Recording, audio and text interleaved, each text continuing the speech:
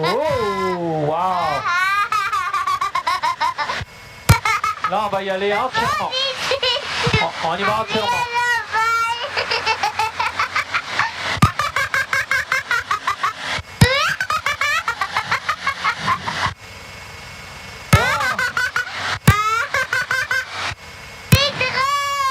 Ouais.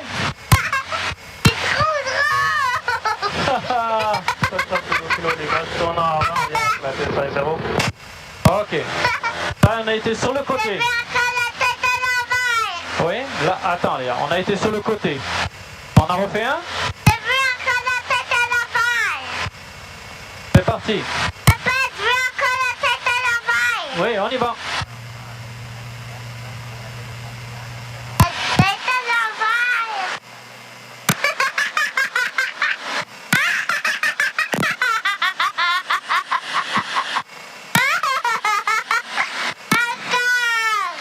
Ok. Oui.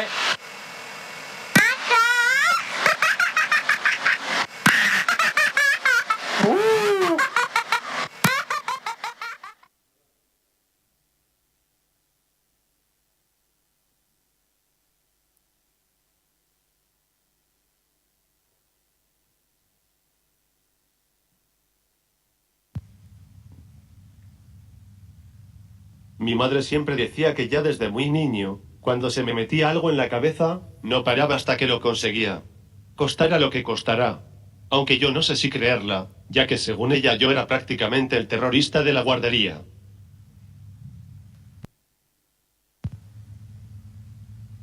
Siempre he pensado que una persona con la determinación y la motivación adecuadas, es capaz de conseguir cualquier cosa que se proponga en la vida. Cualquier cosa. Esta mentalidad, unida a un marcado espíritu competitivo que ya mostré desde niño, dieron como resultado que mi vida haya sido una carrera en busca permanente de retos y logros sorprendentes.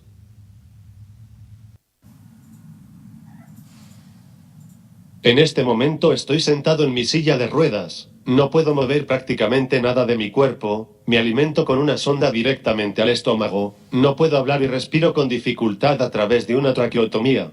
Y a pesar de todo ello, considero que la mía es una vida marcada por el éxito.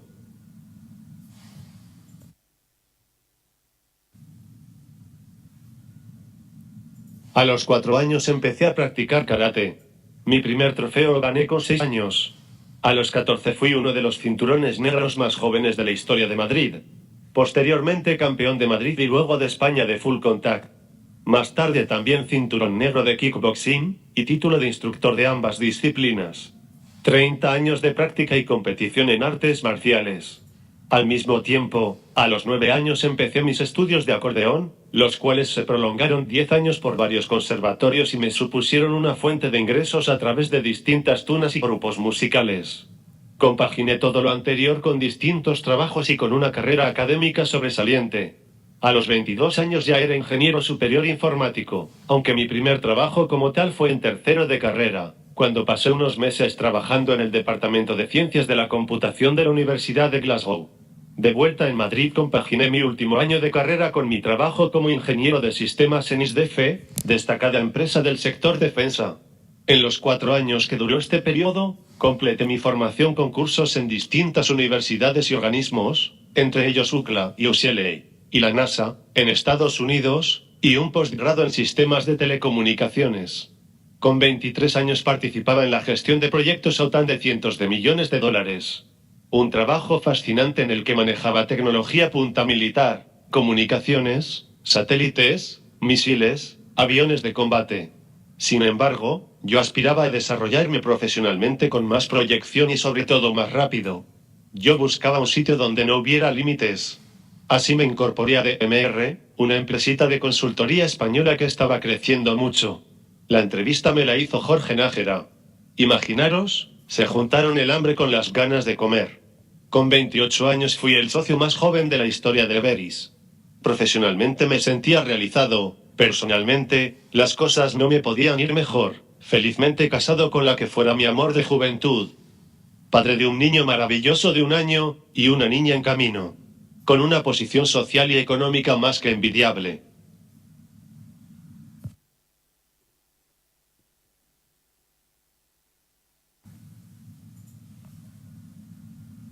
Estos han sido 5 momentos clave en mi vida.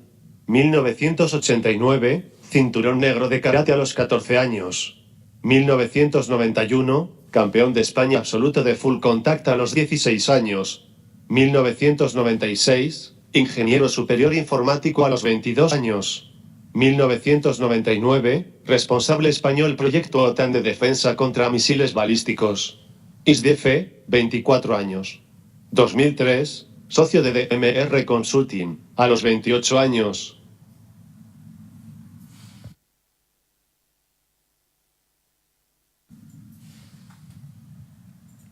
Con 30 años había visitado más de 200 ciudades, y más de 20 países. Había vivido en 3 países. Había manejado proyectos multimillonarios. En definitiva había vivido más, mucho más, que muchas personas a lo largo de toda su vida. Os he contado todo esto para que entendáis por qué en ese momento me sentí el rey del mundo. Y como de la noche a la mañana se puede pasar del todo, a la nada. Pero todo iba a cambiar de la noche a la mañana. Todo empezó con un pequeño temblor en una pierna. Tras unas pruebas, esa misma semana un neurólogo se aventuró con el diagnóstico: tiene usted ELA. Yo no sabía nada de esa enfermedad, pero la comunicación no verbal del médico me sugería que se trataba de algo serio. Para saber de qué estábamos hablando le pregunté: ¿con esto uno se muere de viejo? Y la respuesta fue: no. Aquella respuesta disparó todas mis alarmas. Después pregunté: ¿podré hacer vida más o menos normal dentro de, digamos, 10 años? La respuesta fue: no. Se me erizó el pelo. Finalmente, un minuto después, pregunté: ¿viviré dentro de 10 años?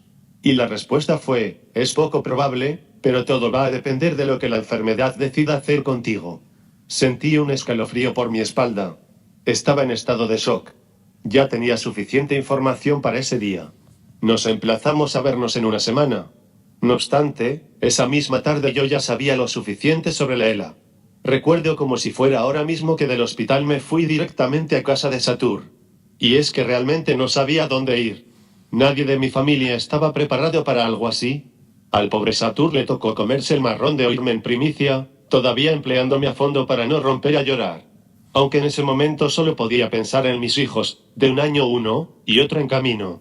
Me sentía tan mal, tan miserable, y tan culpable por lo que les iba a hacer sufrir.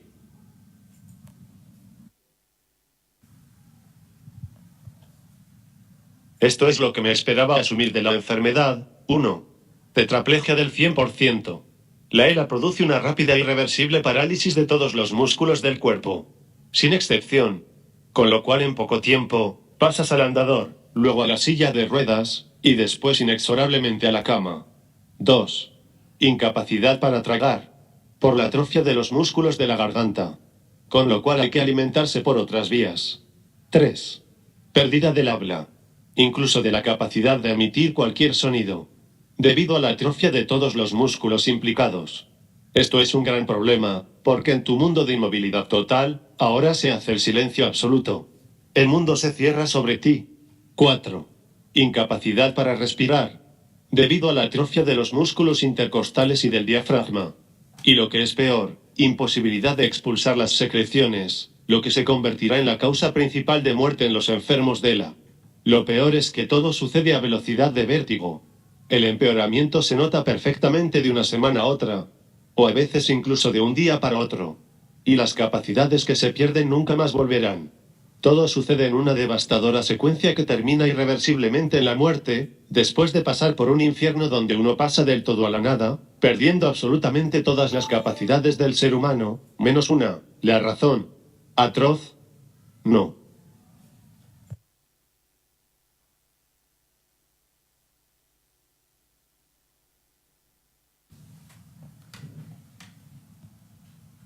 Sin embargo, para mí, lo peor no era el horrible futuro que me esperaba a mí.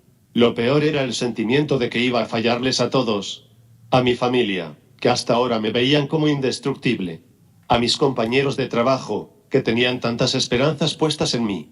A mis amigos. Los iba a defraudar a todos. Pero sobre todo, por encima de todas las cosas, estaban mis hijos.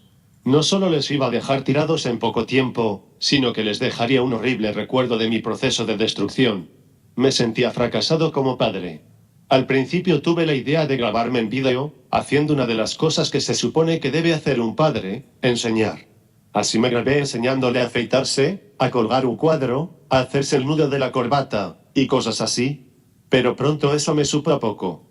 Una vez que superé el shock inicial, en poco tiempo una idea fue tomando forma en mi cabeza. Puede que no me fuera a dar tiempo a enseñarles a montar en bici, a pelear, a tocar un instrumento, a resolver problemas, a hacer integrales, a hablar en público.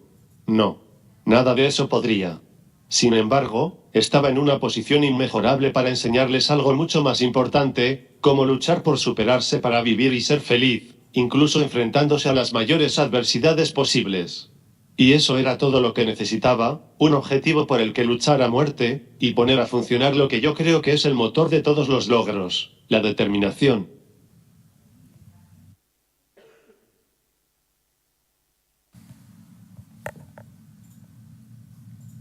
En 2007 me diagnosticaron ELA. Me pronosticaron 3 años de vida. Yo decidí intensificar mi entrenamiento para prepararme para lo que se me venía encima. 4 horas de gimnasio al día. Más un mínimo de 10 kilómetros caminados durante el día. Algunos recordarán que en esta época yo llevaba un podómetro en el cinturón, y tobilleras y muñequeras lastradas debajo del traje. En 2008 nació mi hija Chloe. Empecé a tener pérdida de fuerza, y de masa muscular en los brazos. También empezaron los problemas de equilibrio y las dificultades para coordinar mis movimientos. Tuve que dejar de conducir moto. Viendo que el entrenamiento no podría durar mucho más, empecé un plan de alimentación especial, complementado con todo tipo de suplementos de vitaminas, minerales y plantas. Esto sigue formando parte de mi vida hoy en día. En 2009 los problemas de coordinación eran tan grandes que sufría 2 o 3 caídas al día. Algunas veces acabé en urgencias con brechas. Aunque lo estiré todo lo que pude, finalmente tuve que dejar de ir al gimnasio. No obstante, compré los aparatos necesarios para seguir entrenando en casa, aunque menos horas. En la calle empecé a usar un andador. En la oficina caminaba siempre apoyado en el hombro de algún compañero. Me veo obligado a dejar de conducir el coche. Con el tiempo libre que me dejó el entrenamiento en el gimnasio, me meto de lleno con la medicina tradicional china y la acupuntura. En 2010 los problemas de equilibrio y de atrofia muscular eran tan grandes, que necesitaba usar siempre el andador. Ya no tenía fuerza en las manos para sujetar la cuchara. Aunque siempre los compañeros se afanaban en ayudarme, estas fueron las últimas veces que comí en manoteras. Estiré todo lo que pude el uso del andador, y solo cuando dejó de ser seguro porque incluso con él me caía, accedí. Compré mi primera silla de ruedas. Este fue un momento duro. No obstante, 2010 era ya mi tercer año y se suponía que en este momento mi estado sería mucho más crítico como poco. 2011 fue un año horrible, marcado por los problemas emocionales. Me divorcié en circunstancias truculentas, y tuve que aprender a vivir separado de mis hijos. Físicamente tuve que aceptar ir siempre en silla de ruedas, lo cual tenía también sus ventajas. Era más seguro y más rápido que el andador. Empezaron los problemas para hablar, y también para tragar. No obstante, yo me resisto como gato panza arriba a dejar de comer por la boca. Físicamente, la discapacidad ya era del 90%, lo que significa realmente que solo funciona el cerebro. Es decir, que ya no podía mover nada de mi cuerpo. Bueno, sí, movía los músculos de la cara, como ahora, y esto puede ser muy útil. Y movía un poco un dedo de la mano derecha. A este dedo le acoplé un timbre, y durante casi 2 años me sirvió para comunicarme con una especie de código Morse que ideé para mis cuidadoras. Hasta que me dejó de funcionar el dedo. ¡Qué putada! En 2012 tuve que aceptar dejar de comer por la boca, después de que un grano de arroz me provocara una neumonía que me supuso 2 semanas de hospitalización. Me operé para hacerme una PEC, una sonda fija al estómago, a través de la cual me alimento desde entonces. Este año creamos, junto con mi mentorado Manuel Domínguez y mi amigo de toda la vida, el Team Espada con un par. Para mí, una forma más de persistir en mi reto, de mostrarles a mis hijos, y a quien quiera mirar, cómo superarse, incluso ante la mayor de las adversidades. Volviendo al tema médico, he de decir que los problemas para alimentarse, o la tetraplegia total, son cosas duras y difíciles, pero te acostumbras. Lo peor estaba por llegar. En el 2013 empeoré hasta el mismísimo límite de la muerte. Los problemas respiratorios eran tan graves que cualquier día podría haber sido el último. Todos los días tenía varias crisis respiratorias gravísimas que me ponían al borde de la asfixia. Lo tenía ya todo previsto para las cuestiones técnico-médicas del desenlace, como para todo lo que viene después. Ya lo sé, es muy fuerte, tener que pensar y planificar uno mismo en todo esto. Pero realmente mi familia no llegó a ser plenamente consciente de la gravedad de la situación. No estaban preparados. Y ya es bastante jodido encargarse de los detalles de tu propia muerte, más la enfermedad, uno mismo, como para además sacar fuerzas y tiempo para tirar de los demás. Solo para que os hagáis una idea de mi situación, os daré un dato. Con mi 1,80 m de altura, llegué a pesar 50 kilogramos este año. Desde los 90 que pesaba antes de la enfermedad. 2014. Todo cambió cuando me hice la traqueostomía. Fue una operación de mucho riesgo dada mi precaria situación, y después de 12 días en la UCI mi vida empezó a dar un cambio radical. La recuperación fue dura, pero en 3 meses ya estaba suficientemente bien como para hacer, por tercer año consecutivo, la maratón de Madrid sin ningún problema respiratorio, aunque todavía conectado a un respirador que llevaba colgado de la silla.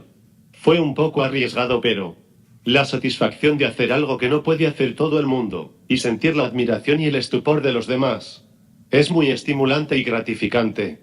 En 2015 la enfermedad sigue congelada. Es decir, inexplicablemente, en los últimos 12 meses, no he empeorado prácticamente nada a nivel muscular ni neurológico. Conservo solo lo fundamental, los ojos, con los que me comunico, los músculos de la cara, con los que me expreso, y el diafragma, con el que respiro. No muevo nada más, pero eso es más que suficiente. Soy muy afortunado. Todo ello, unido a la desaparición de los problemas respiratorios, pues lo que digo, una vida nueva. Después de tocar fondo en diciembre de 2013, ahora estoy en una senda de recuperación. Empecé a comer por la boca, lo cual me supuso reencontrarme con un placer indescriptible, los sabores. Y además recuperar mucho peso, de 50 a 70 kilogramos, de donde intento no pasar, aunque me cuesta. Es que me gusta mucho comer. Bueno, más que comer, disfrutar de los sabores. Es como si ahora volviera a poder hablar. Pues no iba a parar ni debajo del agua. Solo puedo tragar cosas hechas puré y tengo que estar tumbado. Lo primero que saboreé fue un salmorejo. Imaginaos, después de casi 2 años sin saborear nada. Luego una macedonia de frutas, una ensaladilla rusa, unas lentejas, con chorizo. Y con suficiente imaginación y tiempo de batidora, he llegado a probar cosas como una paella, un rabo de toro. Los médicos alucinan. No es tan importante como puede ser andar o hablar, pero es muy importante, tanto por el placer que supone para los sentidos en una vida casi sin placeres, como para la mente, por cuanto supone recuperar una capacidad que ya se había perdido totalmente. No consigo expresar lo que significa este logro para mí. Este es Carlos García, y está una historia donde amistad y deporte son protagonistas. Carlos, hace 5 años le detectaron el ELA, que es la esclerosis lateral amiotrófica. Es una enfermedad neurodegenerativa, ¿vale? Por decirlo de alguna manera, el cuerpo se va apagando, las terminaciones nerviosas se van apagando poco a poco. Al principio fue un palo muy grande porque no sabíamos lo que era, muchas pruebas, podía ser cualquier cosa, pero nunca te imaginas que va a ser lo peor. Normalmente serán 3 años de vida cuando se detectan. Carlos lleva 5 y sigue luchando, y esperamos que sean muchos más. A pesar de su enfermedad, Carlos no pudo resistirse a un desafío. ¿Qué te parece correr la maratón de Madrid? Nada, ¿tardó cuánto? Nada. Unos minutos y Habla dijo poco, que sí. pero dijo sí. Sí. De inicio, según lo cuentas, hay mucha gente que dice, nah, eso es imposible. Estáis locos, pero eso se puede hacer. Y tanto que se podía hacer. En la silla va vibrando todo el rato, entonces él tiene que hacer como ejercicios de respiración para poder mantenerse bien. Ha dicho que se ha adaptado a nuestra respiración. Claro. Él va en la silla, claro, habla muy poco o casi nada, va concentrado en su carrera y él se adapta a nuestra respiración. Nos va oyendo y dice que le gusta respirar como nosotros y que va haciéndolo y se mantiene más relajado. Los grupos de música, sí, cada vez que pasábamos, antes de que pasáramos, ya estaban gritando que viene Carlos, ya todos como locos.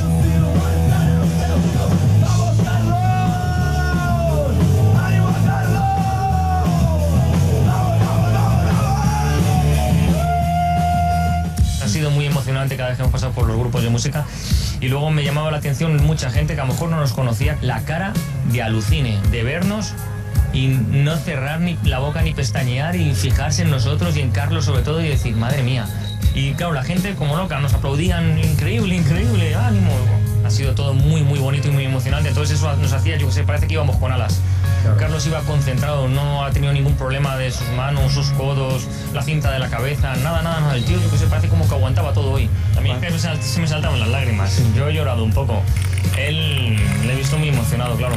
Ha visto a sus hijos, han venido sus hijos a verle, entonces ha sido todo muy emocionante. Él quiere dar un claro ejemplo a sus hijos de luchador, de no rendirse nunca jamás. Para que cuando él no esté, esto pueda seguir ahí. No estamos aquí para lamentarnos ni nada, al revés, para luchar y para demostrar que puede llegar más allá.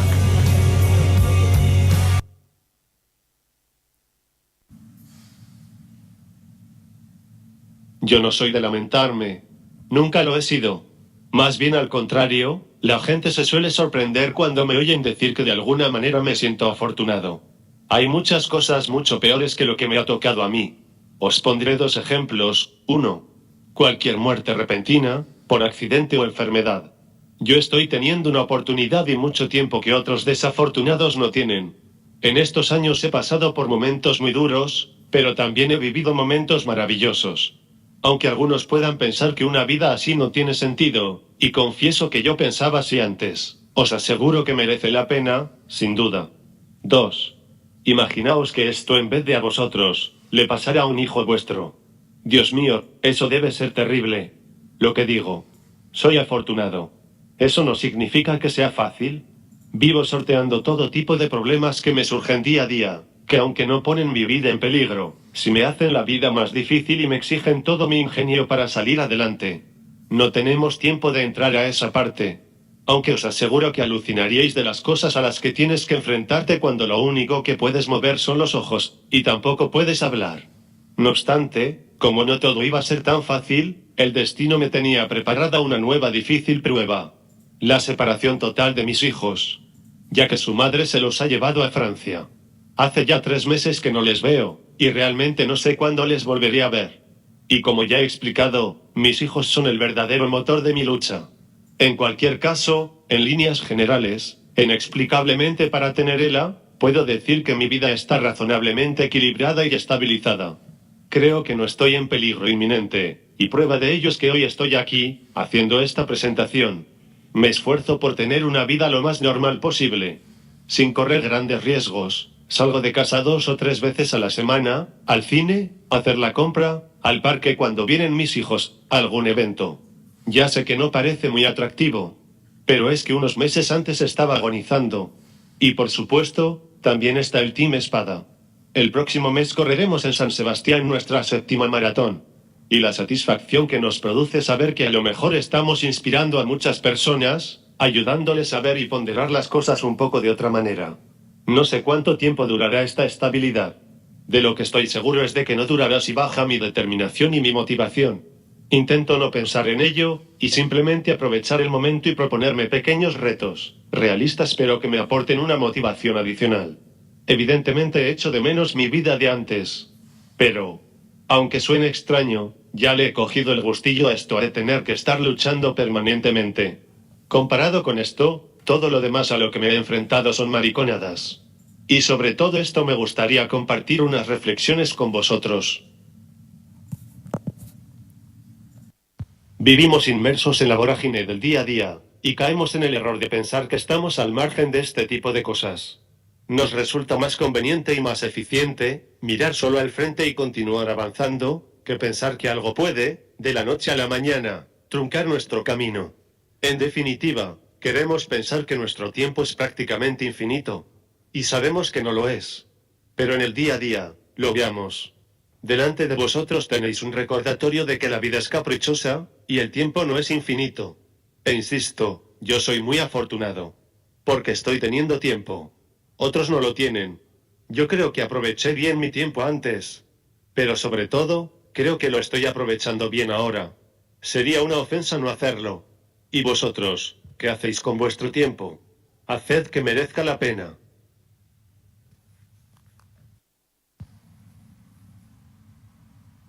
Mi objetivo en la vida es... ¿Alguna vez os habéis hecho esta pregunta? Pues deberíais hacérosla de vez en cuando, porque la continuación de esta frase indica ni más ni menos ¿En qué basamos nuestra felicidad? La felicidad es algo que depende de cada uno. Así, por ejemplo, para Aristóteles, la verdadera felicidad consistía en hacer el bien. Para Groucho Marx, la felicidad consistía en pequeñas cosas. Un pequeño yate, una pequeña mansión, una pequeña fortuna. Sin embargo, yo me identifico más con la afirmación de Abraham Lincoln, para quien casi todas las personas son tan felices como deciden serlo. Tendemos a pensar que nosotros no seríamos capaces de soportar esta o aquella cosa. Pero la realidad es que muchos, la mayoría, cuando nos llega un golpe de la vida, reaccionamos, nos sobreponemos, y de alguna manera continuamos nuestra búsqueda de la felicidad particular. Es nuestra naturaleza adaptarnos. Para mí, ser feliz no consiste en no tener problemas, sino en ser capaz de seguir luchando por alcanzar la felicidad pase lo que pase.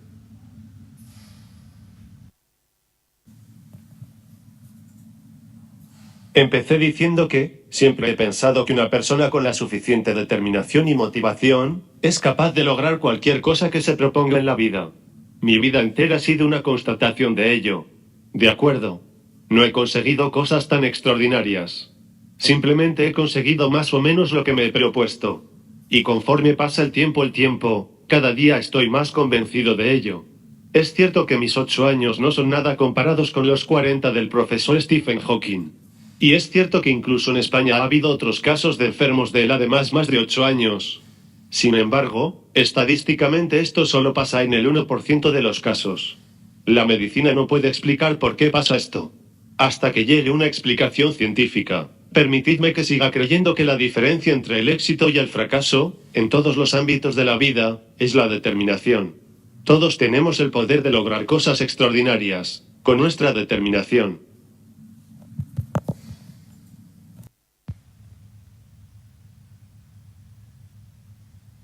Hace 3 años, un gerente escribió unas palabras que nunca olvidaré. Dijo, hay 3 tipos de personas. Los que corren maratones, los que no corren maratones, y los que consiguen que otros corran maratones. Todos los que estamos en esta sala, entre otras cosas, estamos aquí porque tenemos el liderazgo suficiente como para dirigir esta empresa. No debemos olvidar que hay muchísimas personas que se miran en nosotros, que aspiran a hacer las cosas como nosotros, que esperan ver en nosotros los valores de Everest. Y por último, si yo, que solo muevo los ojos, y que dependo de las máquinas y de mis asistentes hasta para hablar y respirar, si yo puedo, imaginad que podéis llegar a conseguir vosotros, con el 100% de vuestras capacidades, y de vuestra autonomía. Con nuestra determinación y nuestro liderazgo, podemos conseguir lo que nos propongamos. Podemos conseguir ser el número 1. Podemos, y debemos.